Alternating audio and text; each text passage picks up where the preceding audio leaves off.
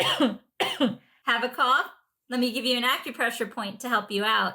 In Chinese medicine, the thenar eminence represents the head, the throat, the chest, and the nose. So what you're going to want to do every single time you have a cough is that every 20 minutes, I want you to bring the thumbs together and acupress just like this for 3 minutes. You can also take a hot shower. You can also drink some warm milk with honey. Keep this tip in mind. Comment down below if this works for you. Do work with your medical doctor. I'm also offering consultations. Wishing you your best self from your friend and acupuncturist, Anita Tadavarthi.